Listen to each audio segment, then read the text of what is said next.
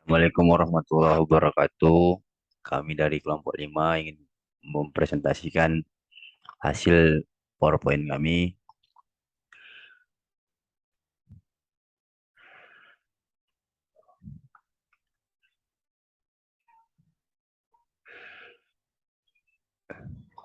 tentang Linux. Kelompok kami terdiri dari saya sendiri, Anggir Syakbar, Alwin Johrian di Manalu, Fitri Rostati, dan Cici Cahyati.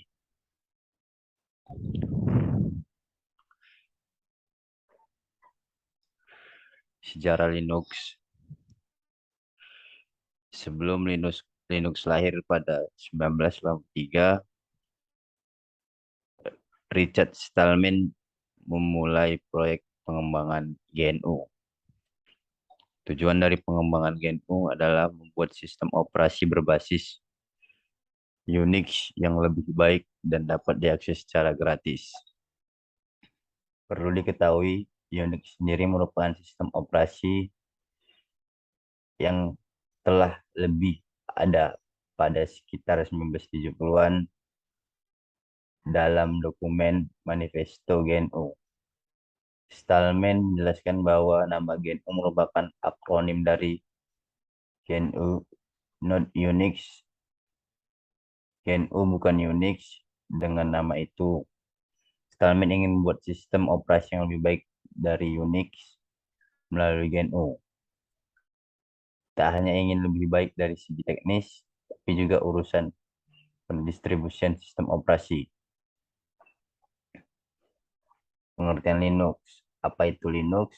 Secara sederhana, Linux adalah sistem operasi atau operating system sama seperti Windows, Mac, iOS, dan Android, dan sebagainya. Seperti sistem operasi umumnya, fungsi Linux adalah sebagai wadah untuk menjembatani komunikasi atau perintah pengguna pada hubungan software dan hardware dalam sebuah perangkat.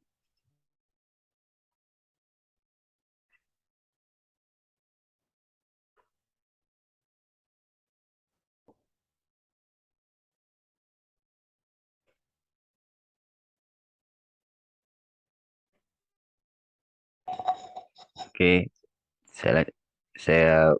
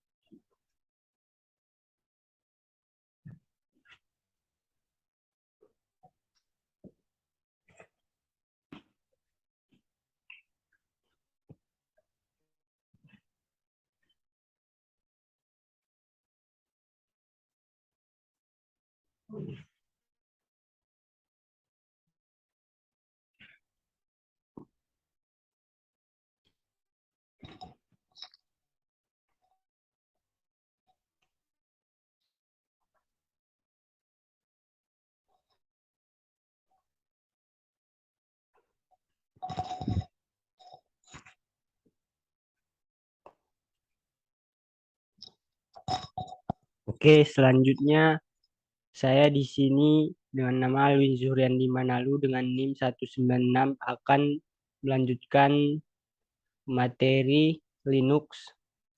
Di sini ada Linux Ubuntu 22. Ubuntu adalah sistem operasi yang dikembangkan dari program inti kernel Linux. Itulah kenapa Ubuntu juga sering disebut Linux Ubuntu. Ubuntu pertama kali dirilis pada tahun 2004 oleh perusahaan yang bernama Canonical.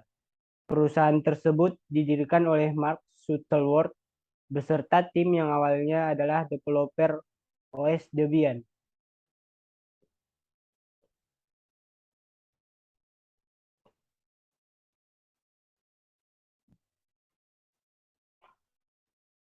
Selanjutnya di sini ada sejarah OS Ubuntu. Ubuntu dibangun di atas arsitektur dan infrastruktur Debian dan terdiri dari server Linux, desktop dan versi sistem operasi ponsel dan tablet yang dihentikan. Ubuntu merilis versi terbaru yang dapat diprediksi setiap 6 bulan, dan setiap rilis menerima dukungan gratis selama 9 bulan, yakni 18 bulan sebelum 13.04 dengan perbaikan keamanan. Perbaikan bug berdampak tinggi dan perbaikan bug berisiko rendah yang konservatif dan bermanfaat secara substansial. Dirilis pertama pada bulan Oktober tahun 2004, OS ini mempunyai dukungan jangka panjang atau LTS. Saat ini didukung selama 5 tahun dan dirilis setiap 2 tahun. Sejak rilis Ubuntu 6.06, setiap rilis keempat menerima dukungan jangka panjang. Dukungan jangka panjang ini termasuk pembaruan untuk perangkat keras baru, patch keamanan, dan pembaruan untuk Ubuntu Stack atau infrastruktur komputasi awan. Selanjutnya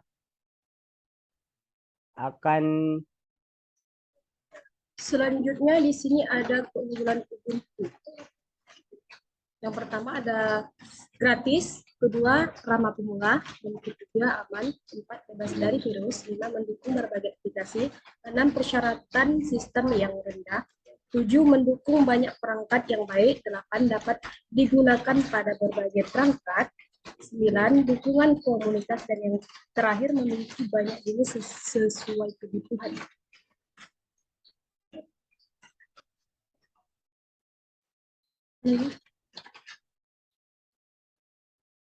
Kemudian kekurangan Ubuntu. Ada beberapa bagian. Pertama, tampilan menuntut adaptasi. Kedua, aplikasi relatif sedikit apabila dibandingkan dengan sistem operasi lain. Dan yang terakhir, kurang cocok untuk gaming. Selanjutnya, di sini ada kegunaan Ubuntu. Ubuntu Desktop adalah sistem operasi khusus untuk perangkat desktop. Sistem operasi ini berisi aplikasi yang sesuai untuk penggunaan sehari-hari.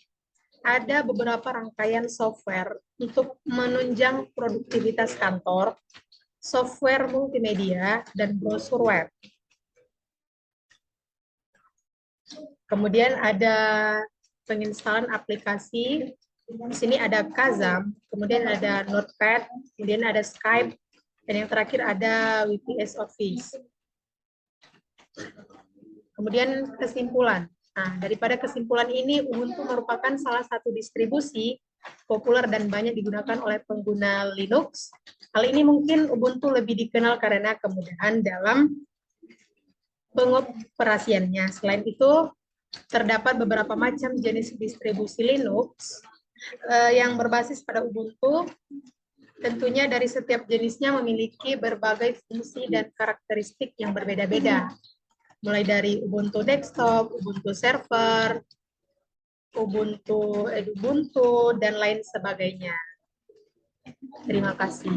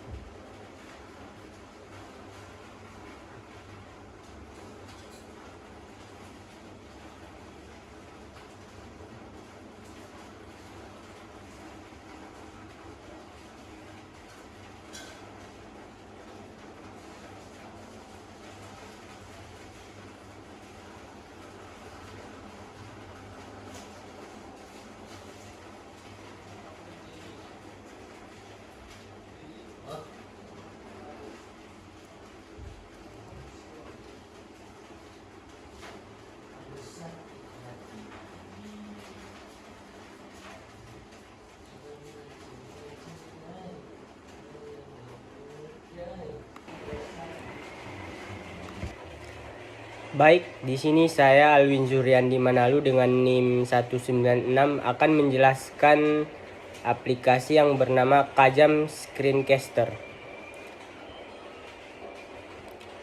Di Ubuntu ada banyak aplikasi perekam layar yang bisa digunakan, dan salah satu yang menurut saya powerful adalah aplikasi yang bernama Kajam Screencaster. Aplikasi layar yang sangat berguna bagi kamu yang ingin mendokumentasikan tutorial atau game pada komputer. Sebelumnya saya akan menginstal aplikasinya. Kita buka dulu Ubuntu Software. Setelah itu kita cari Kajam.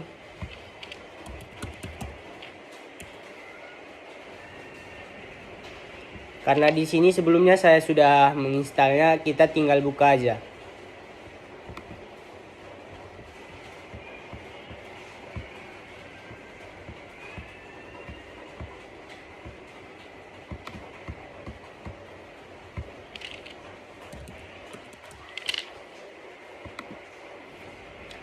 Kajam adalah aplikasi perekam layar dengan tampilan yang sederhana. Meski tampil sederhana, aplikasi ini mampu menghasilkan rekaman dengan kualitas yang baik. Aplikasi ini mendukung beberapa video codec, antara lain seperti M4, JPEG, lossless, dan API, dan sebagainya. Kajam memiliki fitur untuk merekam layar pada mode full screen atau layar penuh, all screen, semua layar jika menggunakan lebih dari satu monitor, window, pada jendela yang aktif, dan area hanya pada bagian layar yang diinginkan. Sebelum merekam, kamu bisa mengaktifkan opsi mouse pointer, sound from speaker, dan sound from microphone agar semua ikut terekam. Di bagian preferences, kamu bisa mengatur frame rate,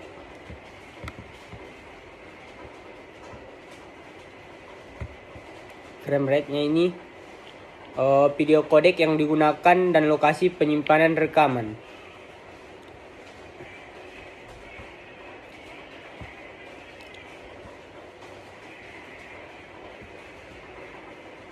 Dan cara menjalankannya yaitu dengan menekan tombol capture ini, maka akan langsung dimulai setelah ada jeda waktu 5 detik.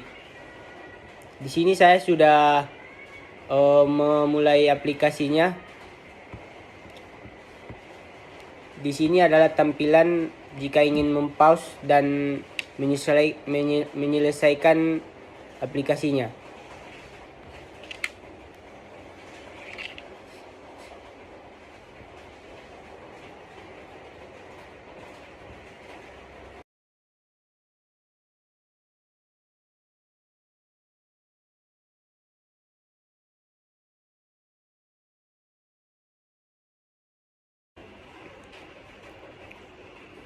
Oke, saya lanjutkan. Nama saya Anggir Syakbar, NIM 204. Saya akan melanjutkan aplikasi yang saya install, ialah Skype. Skype adalah sebuah program atau software gratis yang memungkinkan Anda untuk melakukan panggilan video call secara gratis apabila kita terhubung ke internet. Dengan menggunakan Skype, kita bisa memanfaatkan telepon, chatting, dan video call, serta melakukan transfer file ke sesama pengguna Skype. Cara menginstal aplikasi Skype ialah pertama-tama kita buka Show Application.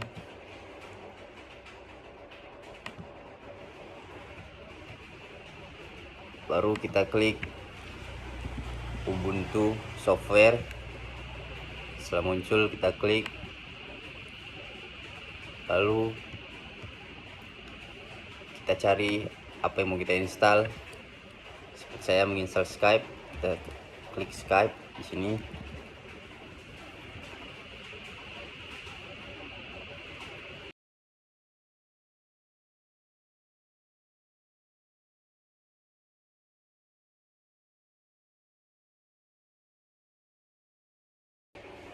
Setelah kita klik Skype, lalu kita klik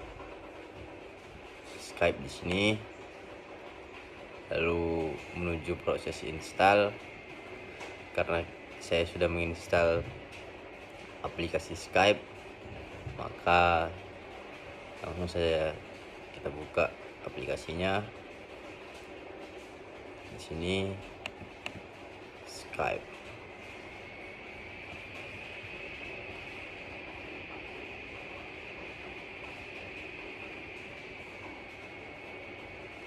Kita klik let's go, baru kita klik sign in kalau mau masuk, dan kita login kalau mau menjalankan aplikasi Skype.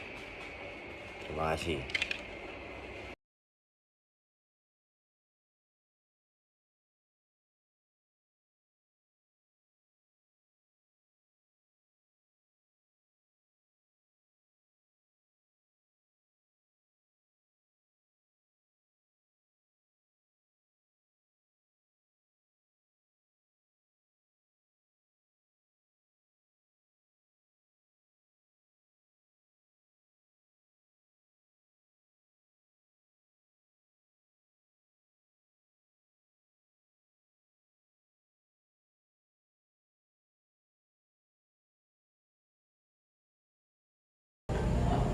Baiklah, selanjutnya saya akan menjelaskan tentang Notepad. Notepad itu adalah penerbit dengan target audiens yang sangat spesifik. Pengembangan perangkat lunak memang program akan dapat menemukan dalam perangkat lunak ini sangat berfungsi yang selalu membutuhkan editor yang baik, seperti penyorotan kata kunci untuk lebih dari 100 bahasa yang berbeda. Pemrograman ini dilakukan garis otomatis yang kode warna berbasis skema. Manajemen yang nyaman, fungsi makro yang pemantauan file yang berbagai pilihan konten dan banyak fungsi ekstra lainnya. Penguatan editor ini tidak berakhir di sini, karena editor juga memungkinkan Anda untuk melakukan pencarian teks menggunakan ekspresi reguler. Untuk semua karakteristik ini harus ditambahkan. Sebagai tambahan, kemungkinan untuk mengatur dokumen menggunakan kata kunci sebagai pengenalan atau pendukungan untuk pengkodean teks yang berbeda. Kemudian antarmuka program ini sederhana dan jelas, menghindari pengganggu pengguna setiap saat dengan tombol yang kelebihan beban. Kemudian saya akan menjelaskan bagaimana cara menginstalasi Notepad. Ini, kemudian kita cari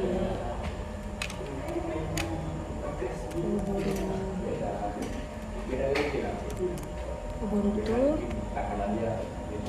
kemudian kita cari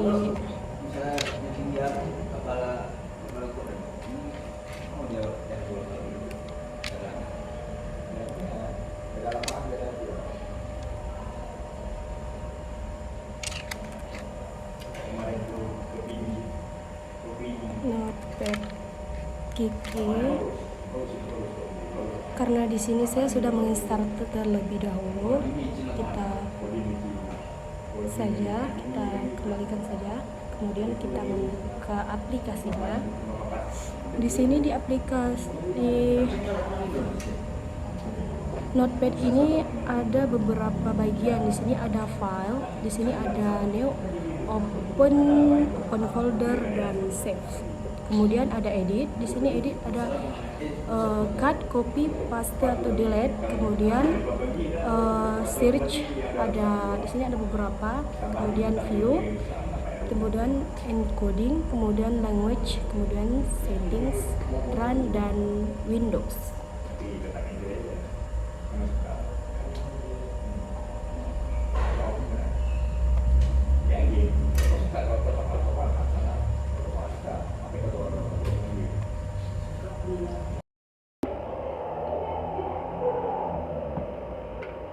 Baiklah.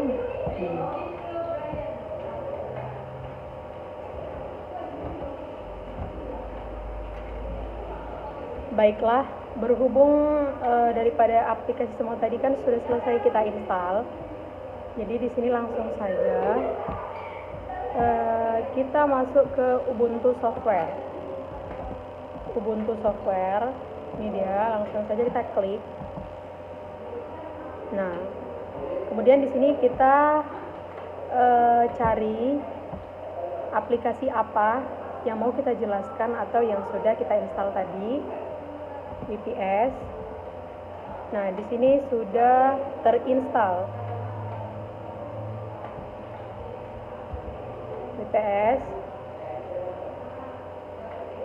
Nah, di sini aplikasi VPS-nya sudah terinstall.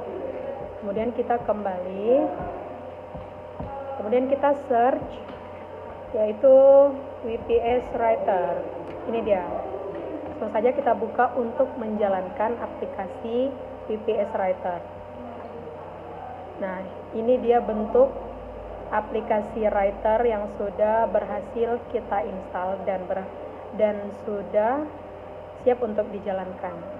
Di sini terdapat beberapa menu seperti Home, Insert, kemudian ada page layout-nya, kemudian ada reference.